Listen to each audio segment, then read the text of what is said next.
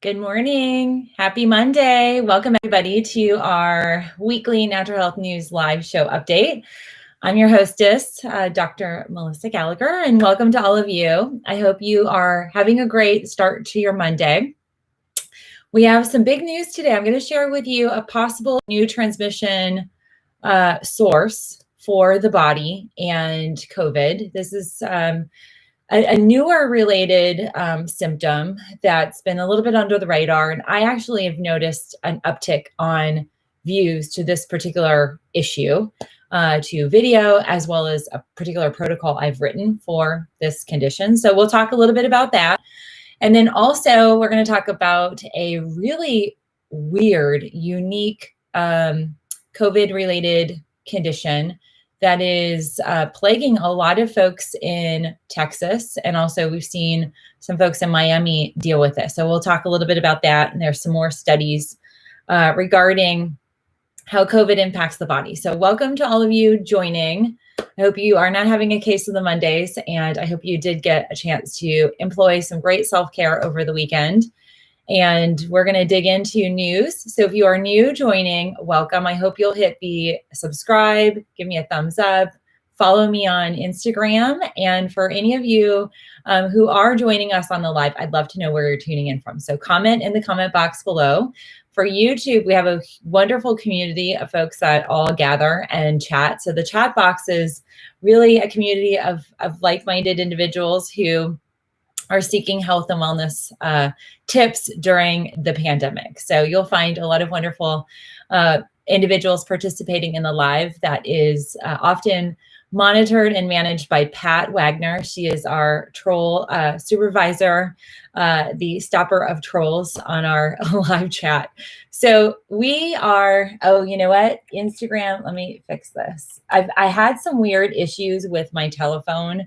So I'm hoping it isn't muffled, but it could very well be that the way it's set up here. So hopefully that's okay.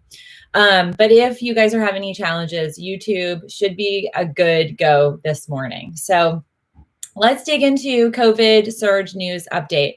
Worldwide, the world has jumped up to 16.2 million cases. As I predicted on Friday, I said we're going to be at 16 million by the weekend. And sure enough, Saturday we were at 15.7 million in the world.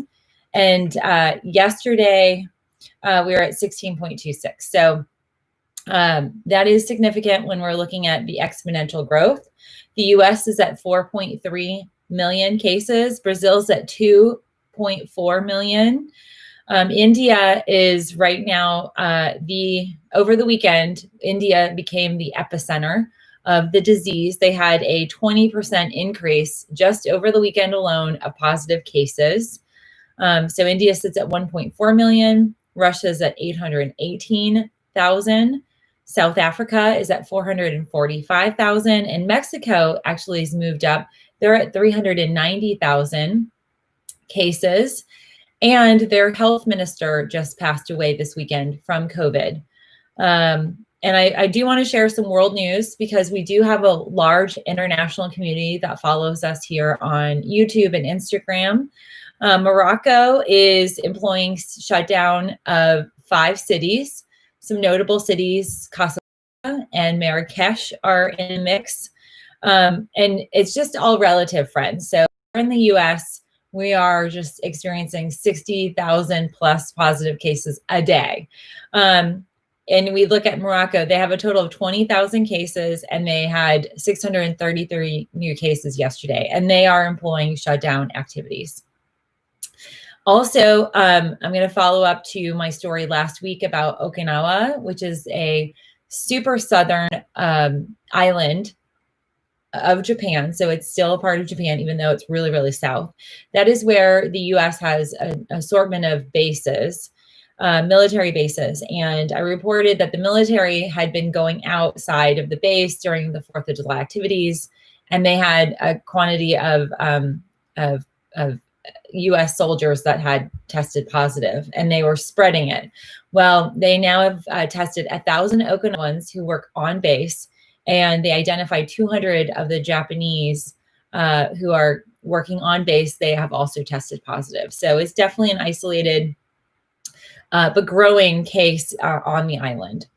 And they have identified that the soldiers brought the COVID with them from stateside to the island when they were either in transfer or maybe at home. So that's the update there worldwide. I do want to notate that the big news over the weekend is Florida surpassed New York in cases. Florida just really, it went skyrocketed right up past 400,000. So Florida is now the second largest community of positive cases. California still is number one at 453,000. Florida is at 423,000, almost 424 today.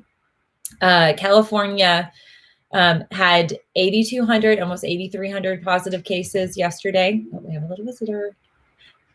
Hey, bud. Hi, sweetheart. You know what? Do you want to say, can you come over here and say good morning to everybody? I'm here for a suck. You're here for a suck on? I don't know if I have them. Oh, I do. Ooh, the Bach flowers. Gabriel loves these. You want to say good morning to everybody? Say good morning, everybody. Good morning. Can you blow everybody kisses? Go. All right. Thanks, buddy. Are you still watching The Incredibles? All right. He's watching The Incredibles this morning. But it's off. Oh, it is? Okay. Well, go ask Daddy. He'll fix it. Thanks, bud.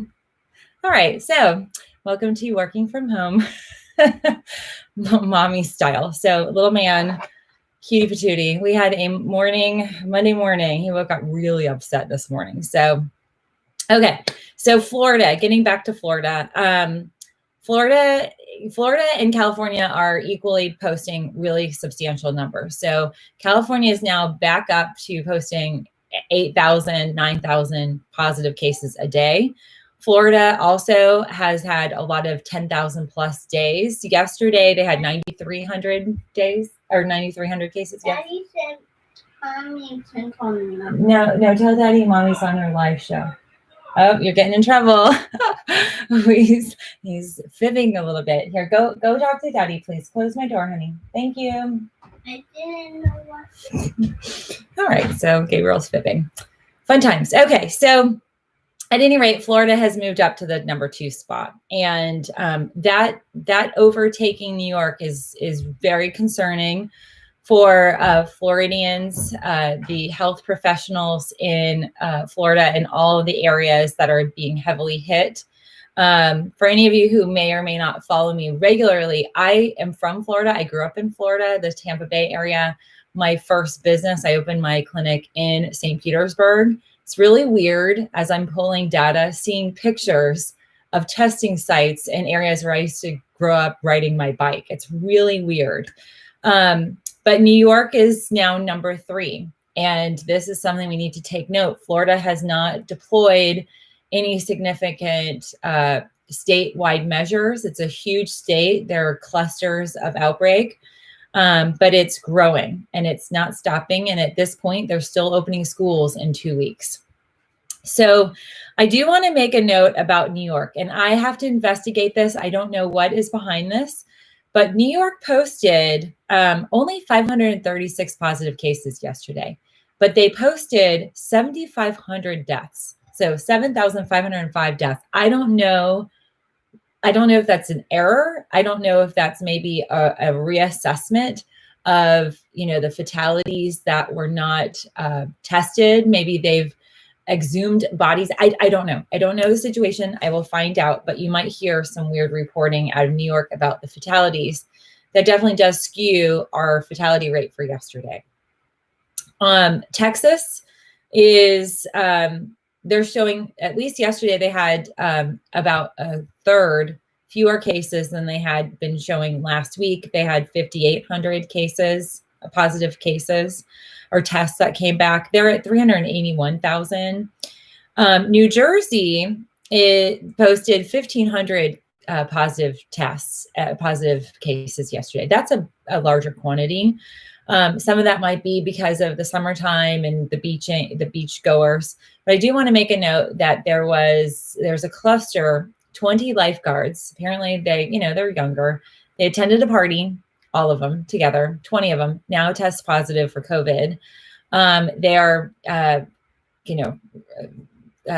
confined or quarantining or self-distancing at home. They don't know the degree of the outbreak, the reach of the, within the community, but that is what's out there. I do want to make a note of a state that we're going to have to monitor this week. Missouri has had their 6th day of 1,000+ positive cases. And their positive percent, the testing positive percentage is 8.8.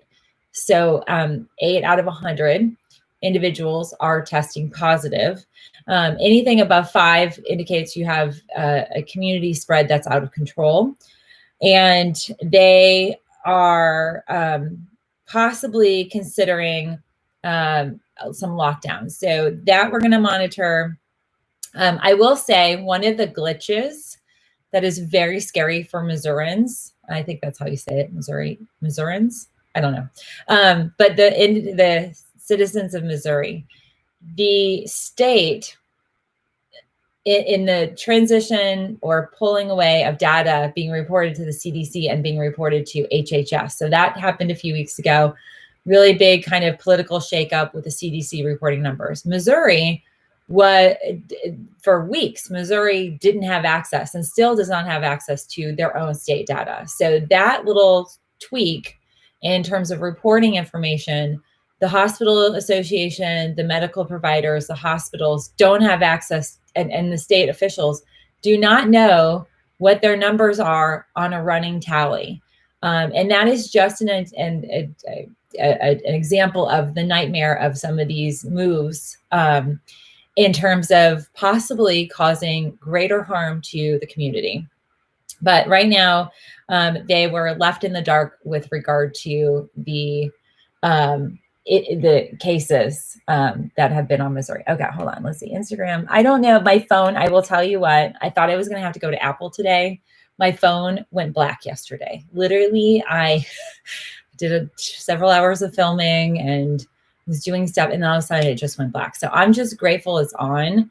I don't know. I'll try and talk louder. Okay. So big information about the vaccine trials. The vaccine trials, phase 3 of Moderna. This is a human-based trial. This is as close as the U.S. is at right now in the staging of trials being run on our land. Moderna is entering today phase 3. They're bringing on 30,000 patients. Or their volunteers, 30,000 volunteers who will be administered one vaccine, and then 28 days later, they'll be administered a booster. So there's going to be 2 parts to this.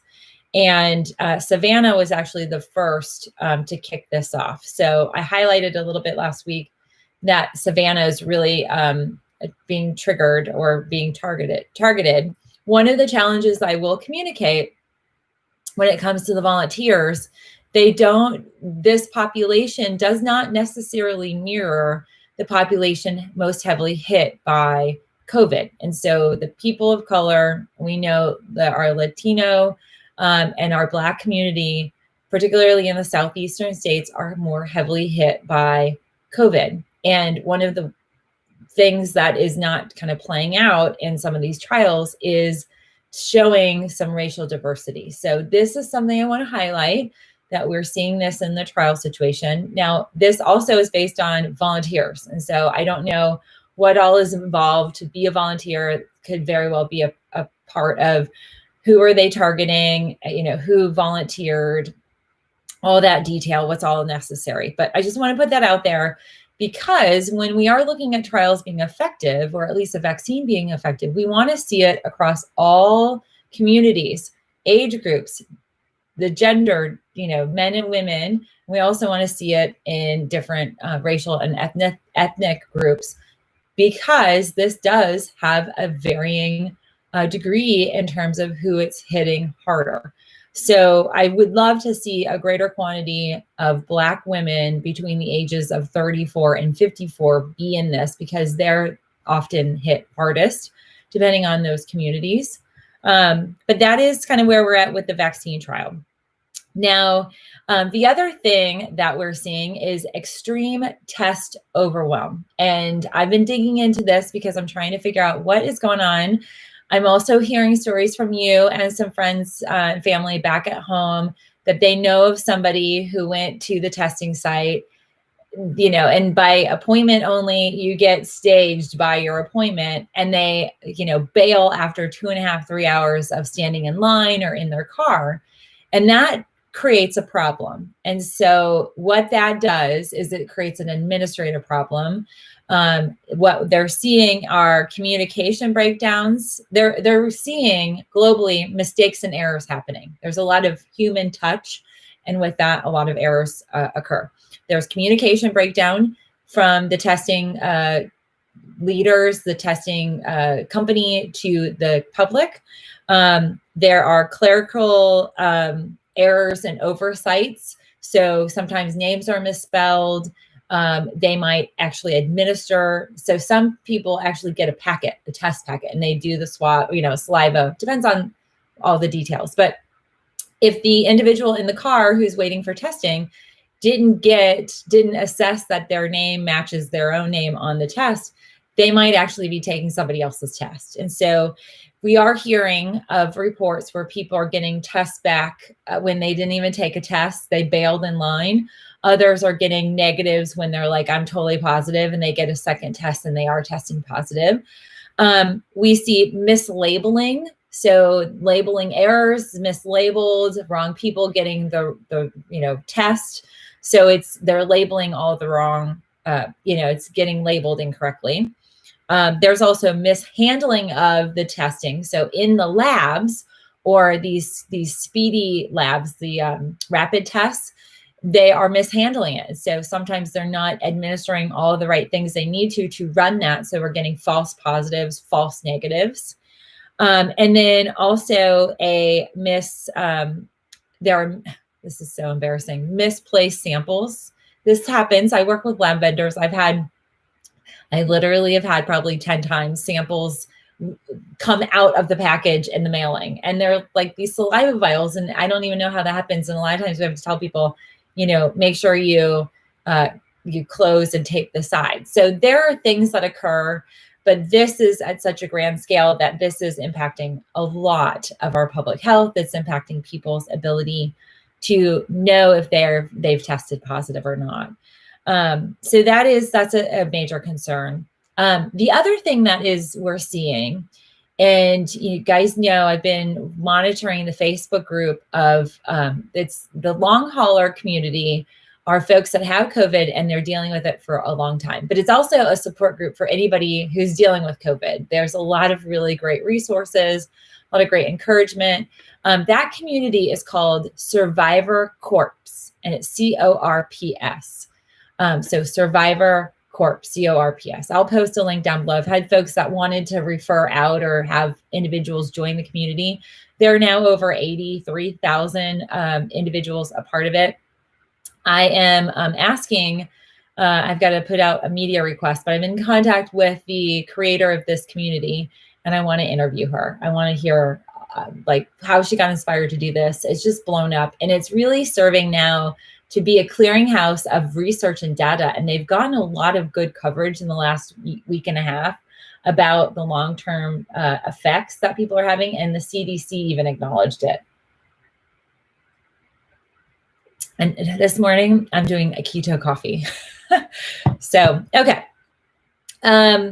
Two things that we're going to talk about today. The first thing is the neuro-COVID that we are seeing. And some of you may have watched the neuro-COVID show I did. If you haven't, please check out the playlist. I have a whole playlist. I think we now have 140, maybe 150 videos in this daily live show. I've been doing this since March 14th, every day. And I was actually doing every day. I didn't even take Sundays off for 8 weeks, 8 or 9, maybe 10 weeks, maybe longer than that. But now I take Sundays off. But at any rate, neuro-COVID is something that has been identified as a symptom and a byproduct of COVID. COVID COVID-19, the coronavirus, is impacting the brain, the nervous system, and it is triggering this weird immune response within the brain. So we have brain inflammation. People are having strokes. They are having a breakdown of the blood-brain barrier, which is really critical. That is a very important protective layer, very much like our gut lining. Leaky gut is where the gut lining gets compromised. Well, they have basically a breakdown or a leaking of the blood-brain barrier, and that can create an assortment of issues, infections, chemical toxicity that breaks through the barrier and can affect the brain. One of the things that we're seeing, and there's been, dozens of cases in the last few weeks in Texas, and we've seen one in Miami that's actually getting, I don't know if I think he's been flown out, but they're fundraising for it. There is a situation where people become paralyzed, and we're going to see more about this. I am digging around to find studies on this. I haven't found anything separate from the neuro-COVID related symptoms, but I'm sure it'll be out there. I am now a part of, I think, 15 different journal communities. So every day I get emails about COVID specific research that's out there. I haven't seen anything yet, but I want to highlight this because this is something that we're going to hear more about, I promise you. And we've seen increases in Texas. We saw this in New York, a little bit in New York and Massachusetts and California as well. And in Miami, it's hit the youngest, as far as I know, has been recorded, a 22-year-old nurse. He was a frontline nurse, ended up having a COVID infection, and he's paralyzed. And it is overwhelmed the neurologist down there in Miami, and he's referred out to I think it's Mass Generals where he's getting referred out for specialty. But one of the things that they're seeing, and this is a link where COVID triggers Guillain-Barré, and Guillain-Barré is Guillain-Barré is an immune response, a trigger where the immune system attacks the nerves. And in that attack of the nerves, it actually renders the nerves powerless and paralyzes the body.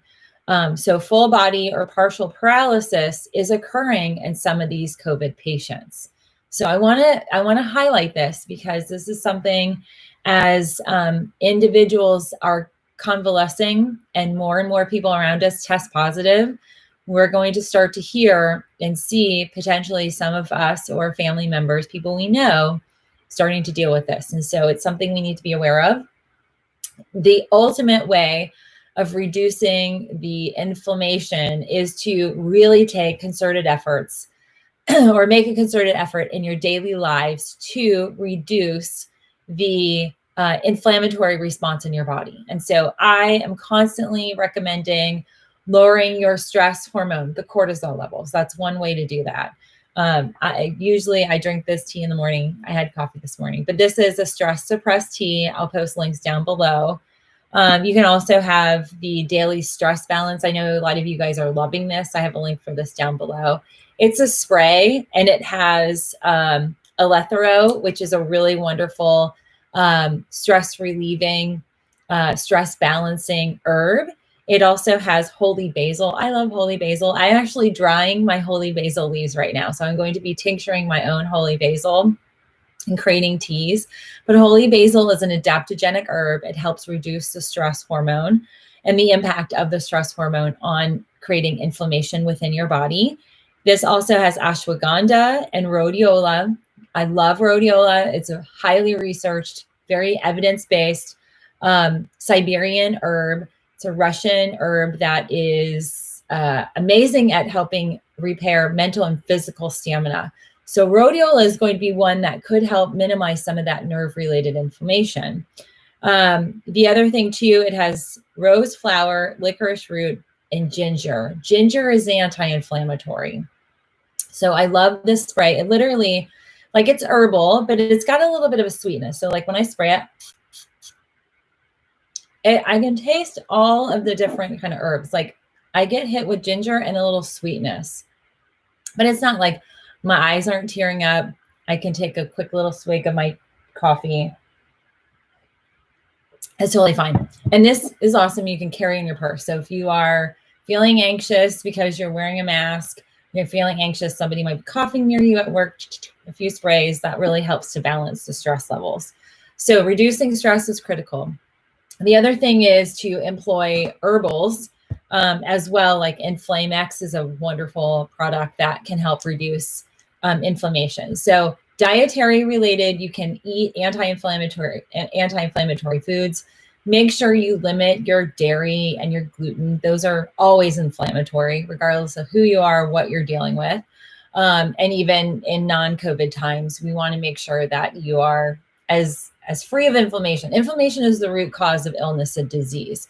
And if you can address inflammatory state within your body, particularly if COVID comes around and infiltrates your body, and if you're already inflamed, it just over exceeds the inflammation. And I really do believe at the end of the day, that's why we're seeing some of these degrees go so severe. There's also other elements. There's genetic polymorphisms we're finding. There's the blood type aspect, where the chemistry of the blood has more predisposed aspects. There's just a lot of layers, but we want to start, if you want to really kind of articulate your and reduce the probability of a severe case or some of the underlying elements that are imbalanced, you have to resolve inflammation.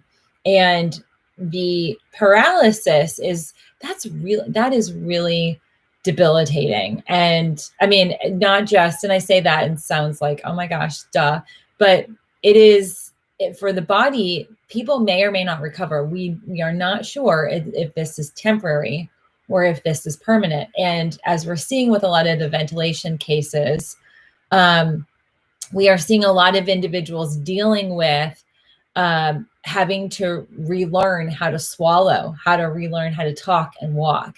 And that they may very well have been in a paralysis, have had the paralysis, but on ventilation, there's no way of knowing. So this is definitely an underlying aspect at play. We want to really, really focus in on lowering the inflammation.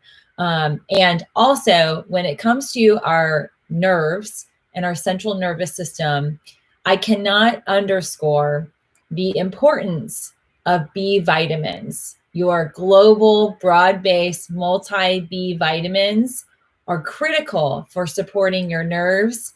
And I'll show you like my little, this is my mic cord. So our nerves, these are communication channels. You know, we have hardwiring. You know, if you have ever built a house, done any type of homework, like we're doing a lot here, you know, we have an electrician coming in to give us a quote. So our electrical wiring in our body is like this cord. And inside the cord, you know, the outer part is the sheath that protects the inside. Inside are the nerves, the nerve bundles. The outer part, this myelin, this is what is protected and necessary to have a lot of B vitamins. B vitamins keep this cable wire outer part protected. And so your B vitamins are critical to maintain and keep up. And also the B vitamins are water soluble. So I get a lot of questions of how, you know, when should I take my vitamins and how often should I take them? With B vitamins, if you are under any degree of stress, you want to take B vitamins in the morning, at lunch, and at dinner, and maybe even right before bed. I know that might sound like a lot, but stress utilizes more B vitamins. So we use B12, we use folic acid, we use B6, B5, we use a lot of our B vitamins to deal with the stress in our body. And so there are chemical enzymatic reactions that require the utilization of Bs. When we are in a depleted mode, particularly B12, we get tested for a lot of times that's an energy component. When you're feeling really fatigued, B12 is low. If B12 was low, you also have your other Bs that are deficient. So you want to maintain efficiency. You want to be full of your Bs all the time so that when your body is dealing with all different types of stressors, you have enough reserves. And what I will say is not all B vitamins are created equally. I love plant-based B vitamins. I also like, for many of my Individuals that have methylation detox challenges, they might have the MTHFR gene mutation, which is a part of our ability to absorb and assimilate and break down some of the B's, folic acid and B12. You might need a methyl B.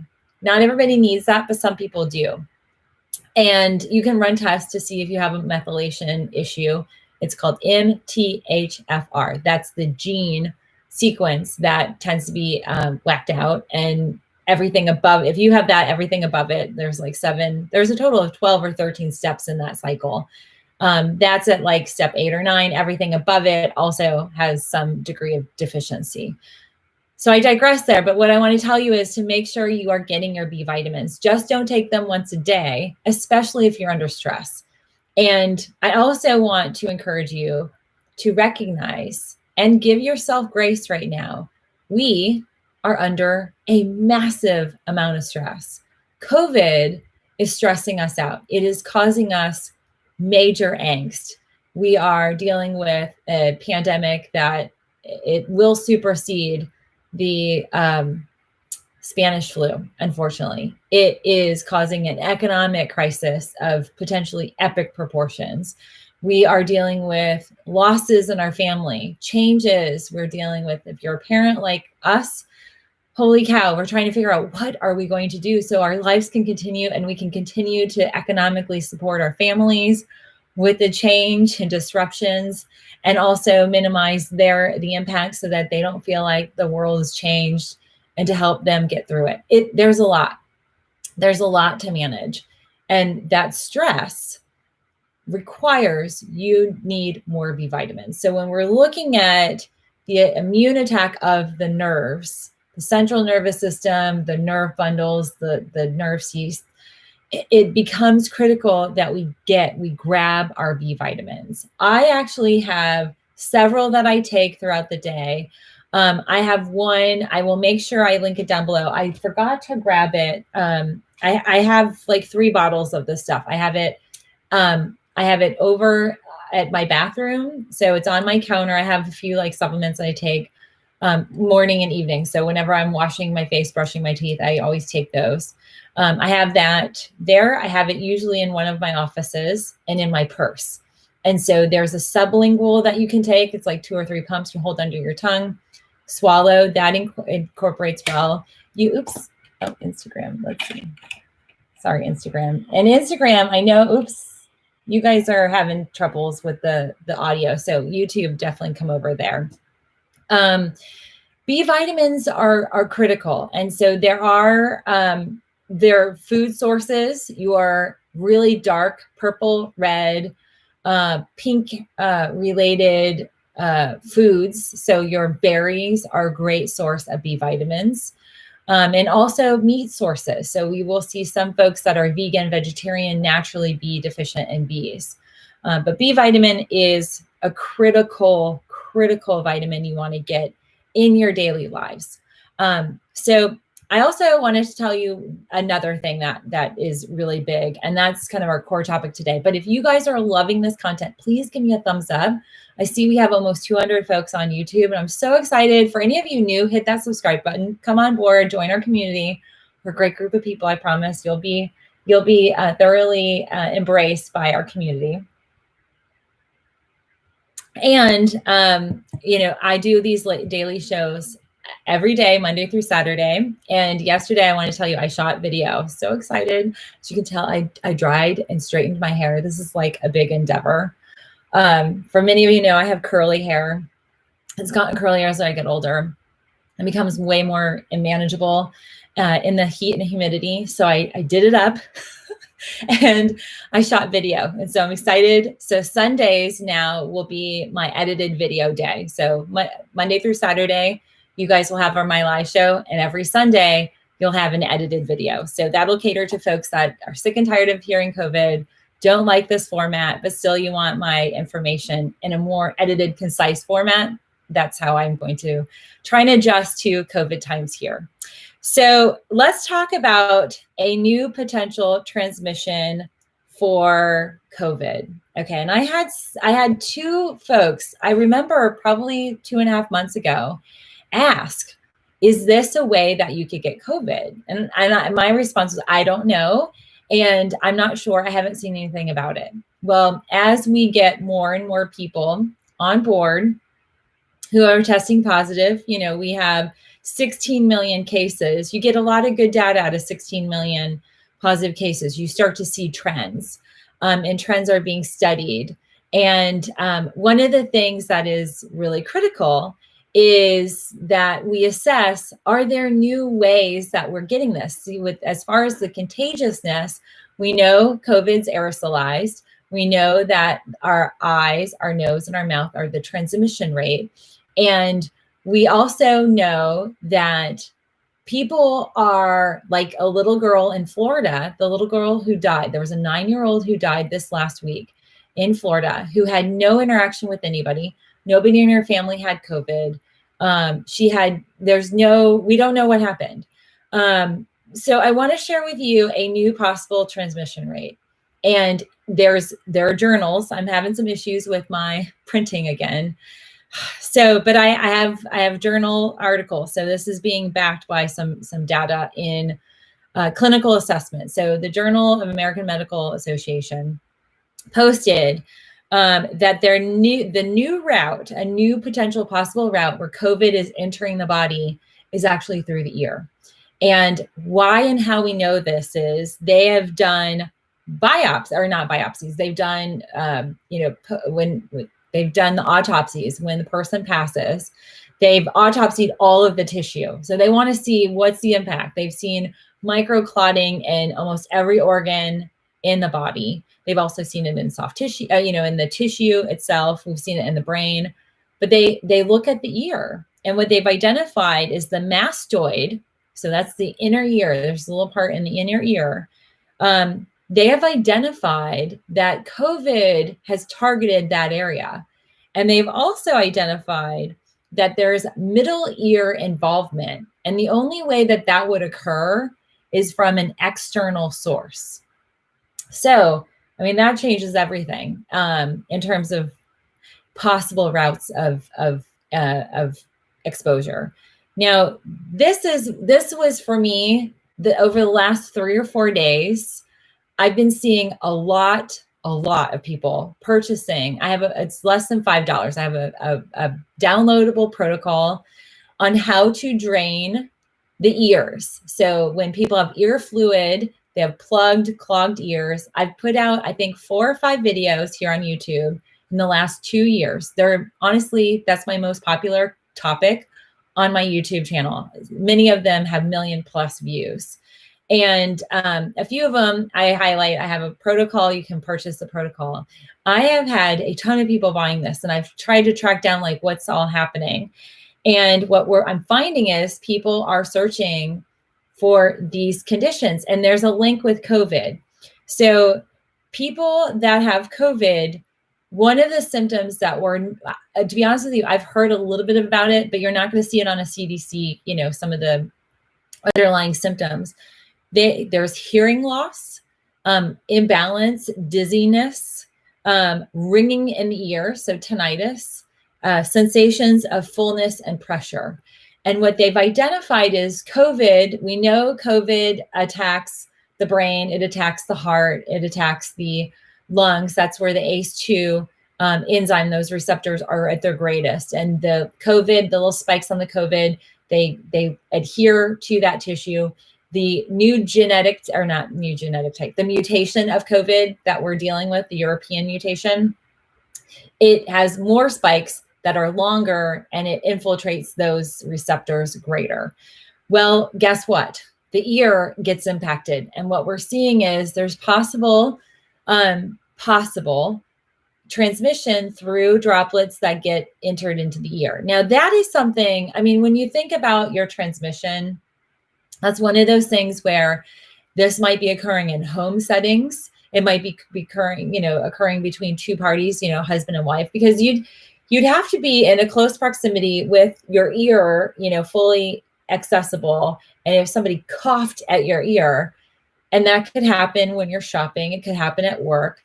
But the reality is what they're seeing is the impact there's a possible route through the ear canal, and the impact causes folks to feel not just the fullness and the pressure, and that's also some of that, the upper respiratory impact, but they are noticing that mastoid, the mastoid process, that internal ear and the middle ear is under a microscopic scope. They have identified COVID hits the ear. And that is really, really a big deal. And I think we're going to hear a little bit more about that. I'm going to do some more digging. I ran across that yesterday. And to be honest with you, it was one of those things, was like, what is going on? I opened up even this morning, I'm like, what is happening? And I know a lot of times people will share a video and then all of a sudden that video goes viral again. And sometimes that happens in the world of YouTube. Like, one of my, and to be honest with you, you want to clear your ears if you're having ear popping, ear draining. Also, folks that have TMJ, I did these videos because it is one of the most commonly asked questions. How can I unclog, pop, drain my ear? I have fluid in my ear and you push back here and there's a lot of pressure. It was also meant for parents. I have a little kids one where I show how I do some DIY exercises, and I literally showcase lymphatic drainage. I showcase exercises to clear and drain the ear. Now, my protocol specifically, like I dig into a whole lot more on my protocol. Like I talk about lymphatic motivation. I talk about the ossicular joint fluid reduction. Like there's a whole protocol that I use that can break up the synovial fluid in the joints. Also the mucus, the congestion, as well as boosting immunity. So this protocol that I built, it's catching wind in the COVID world. But most importantly, what we're seeing is an impact for these COVID patients, especially the dizziness. So if you've ever had vertigo, you know how bad it is. A lot of COVID patients are complaining of those type of symptoms. And that has a big impact in terms of how is the body dealing with COVID and the ear. One of the things that they're trying to identify, and again, we don't have enough time on our since the beginning of this virus, is to know if the hearing loss is permanent or temporary, like the paralysis. My sense is just, this again is my opinion. This is not backed, but my sense is just knowing about the ear. And to be honest with you, if I were to, so I went to, in my schooling, I went to an ND school. So I went to naturopathic medicine school. If I would have gone to MD school, it would be to be an ear doctor. Like I find the ear the most fascinating aspect of the body, partially because it has the least amount of blood. Like if you operate on the ear, you're not dealing with like a heart or anything else. But that's, to me, I've always have been fascinated by the ear, the inner workings of the ear, also the little hair, the little hairs that stand up in the ear, in terms of, when they start to go like this, they die and they never come back. And we have yet to be able to find out how to rejuvenate those. That to me is really fascinating. And also my sister, when I was younger, I used to volunteer at my sister's school and I worked with a lot of deaf students. And so one of the things that is fascinating to me is just ear health. But one of my sense is that COVID might cause so much inflammation and possibly an autoimmune response within the ear where the little hair are, that we might see permanent damage. And that remains to be seen, but that's my clinical prediction, that I really feel like that is going to be something that we see. So Paul says, I must admit, I will be devastated if I start seeing everyone wearing earmuffs with their masks. I know, in the wintertime, that won't be so bad. Right now it's, and I think that, the challenges, and this is the other thing that I do know, a lot of people have troubles with their ears, from wax buildup to fluid to, and the other thing too, and we are seeing this with Gabriel, as he hit 3, we started to see more fluid accumulate, like 2.5, 3 fluid accumulation in his ear. everybody is built like mechanically, the way that ear canal is developed in people. Some people have smaller ear canals, others they're not at the right angle. And that's often why when children, their jaws are developing, the ear canal, ear tubes don't always develop or sit the right way. And so there's just always a buildup of fluid.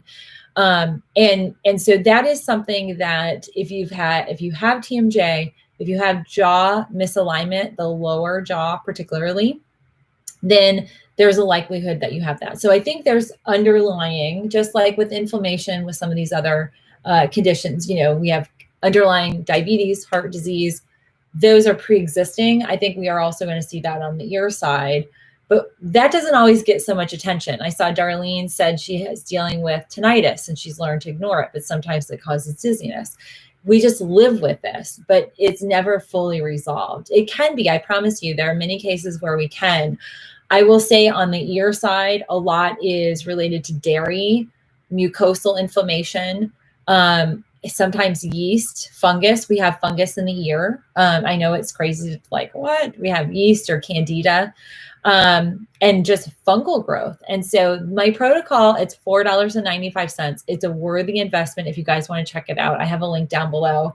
But I dig into how to easily break up this joint fluid. There's fluid that gets locked down. We have 3 bones in the ear. And when that fluid when there's inflammation or pressure, and where we might be seeing, it's possible that COVID gets in the joint fluid. I don't know. We'll have to kind of wait and see what science gives us. But that joint, when it gets locked down, it doesn't move. Well, the way the eardrum, it's constantly moving. And so it's like a drum. And so as you're hearing me, and I know Instagram's having trouble hearing, but ironic, right? So the eardrum moves. Well, for that to happen, the joints have to move. And so the synovial fluid has to be mobile. And that lack of mobility causes tinnitus. It is also part of the whole fluid backup of the eustachian tubes and can cause long-term inflammation and damage to the ear itself. So I want to put that out there. If you guys are dealing with tinnitus, ringing in your ear, you're dealing with pressure, ear popping, it could be allergy related, it could be food related. And I go down the list of like, these are the things we need to eliminate. There are food allergies. These are the common food allergies. Here are some replacements. Here are the environmental allergens. We can deal with those and a whole assortment of other things. But definitely, it is critical that we assess potentially this additional route to COVID. And it's, the other thing that I have highlighted, and this is so off in a different category, but transmission, there was discussion early on, and there was science that we would see. And we did through analysis, we saw COVID viral particulates in semen. And there was a discussion of maybe that's also it could be transmissible via sexual intercourse. So there's a possibility that that's one aspect. But with the ear, it's up here with our eyes, our nose, and our mouth. Most of us are protecting our mouth, our nose and our mouths. A lot of us are protecting our ears. I will say, I have my little mask here. This does not really do a whole lot to cover. Like if I put this on, it covers a little, it covers right to here. So, right to here is where this face mask stops. And so you're not getting protection there. What are some options? You could wear earplugs. And I totally agree. There's definitely a degree of intensity. Like, are we going to be bubble people? And Brian laughs, he jokes around that I want to put Gabriel in a bubble as a parent. I'm one of those parents. But the reality too is we need to be aware of the transmissibility and potential. And so, I would just recommend if, when you can, stay as socially distanced as you can. And, for us women, our hair can be a good protection. mine is a little intense around this space anyway. And so, it could very well be that you just use your hair as a protective covering. I mean, it's easier to, just wipe away or wash your hair after the fact. And, that is critical. I do want to encourage people, anytime you're out and about in a social setting, make sure you come home and take a shower, like wash your hair, wash your whole entire body. But I will say there are, in that protocol, I do have some drops and details of what you can put inside your ear that is healthy, that is good for that. There are antiviral aspects of the drops. I also will say there are some really good homeopathic drops that you can put in your ear. We will use some herbal ones for Gabriel. He just happens to have, and we've even identified with his dentist, he has a little bit of a lower jaw element, and that has, in one ear particularly, you can even see his little ear canal is a lot smaller and thinner. And so that tends to be the ear that I will see one little lymph node get a little fired up. And I know, okay, I've got to do some of my draining stuff and implement my protocols. He just happens to have fluid. And for many of you who have been with me for over 2 years, I think it was 2 years ago.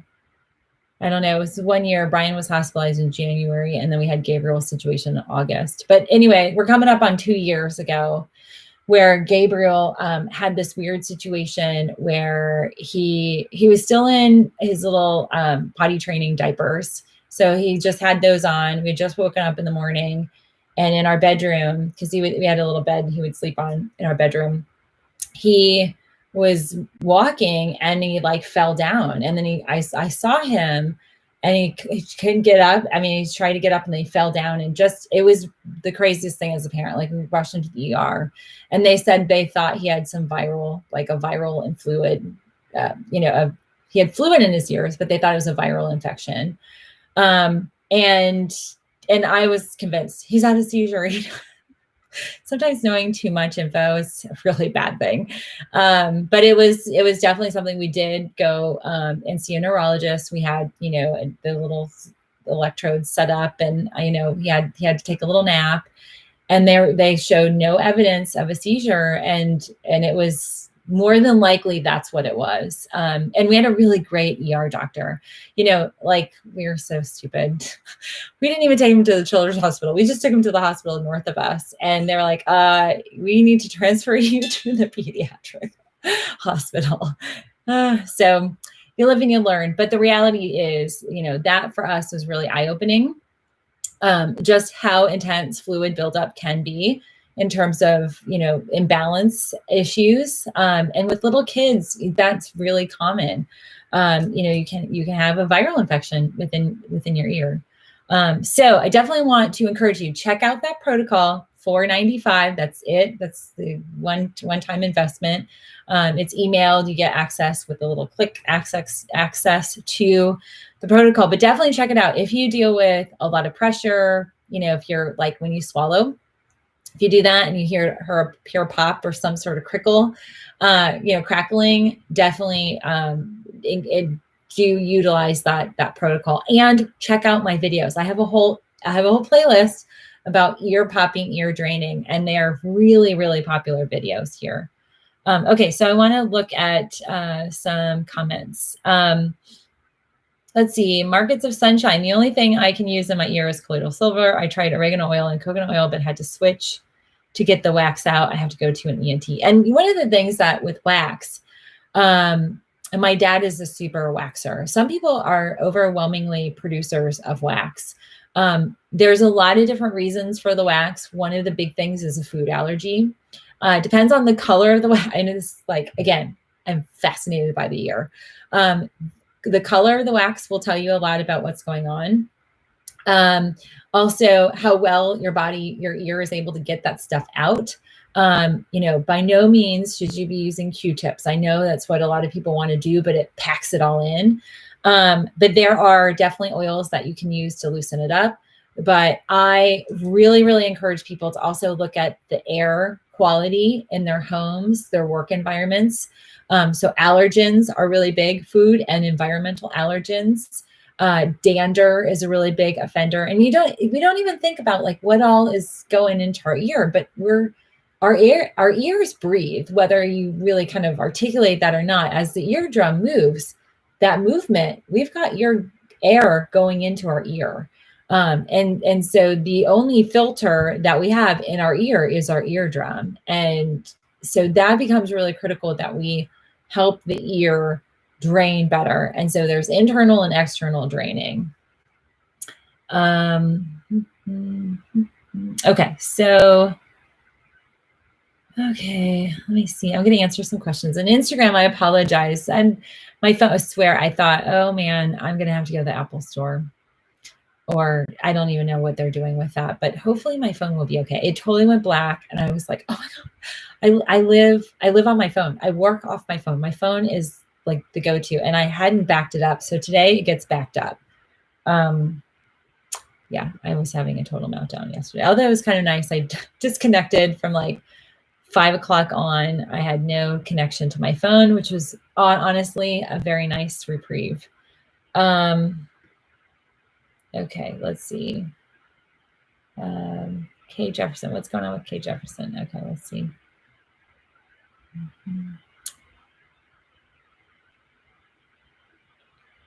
All right, so Angela says, husband's ear has ear drainage issues pre-COVID, but works every day with the public, so I'm hesitant to help him drain them now.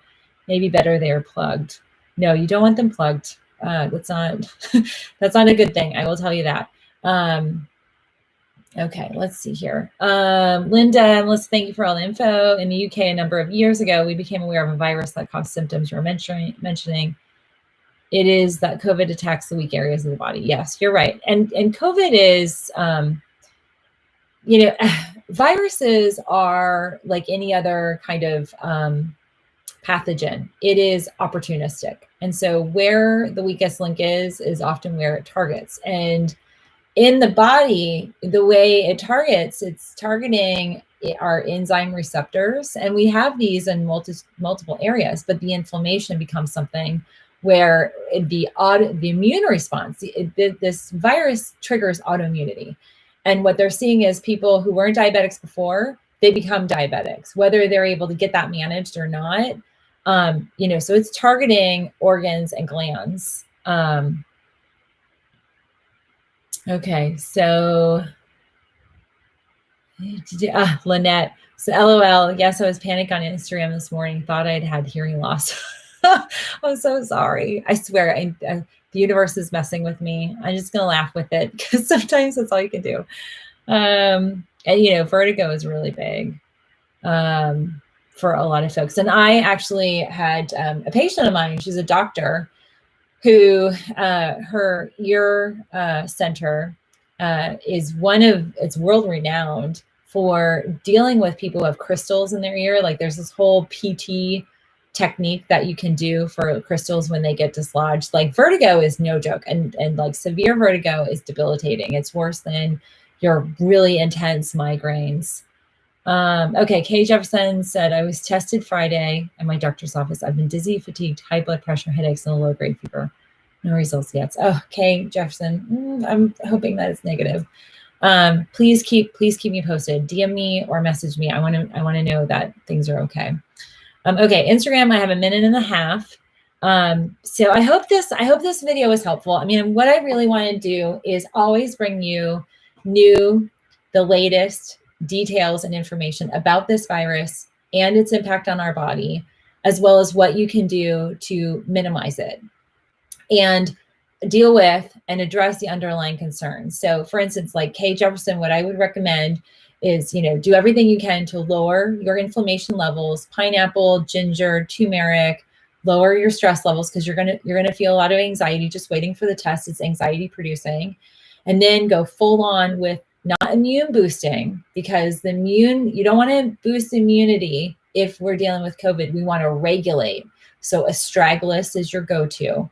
And I actually am reworking my COVID checklist. I'm going to have a new download.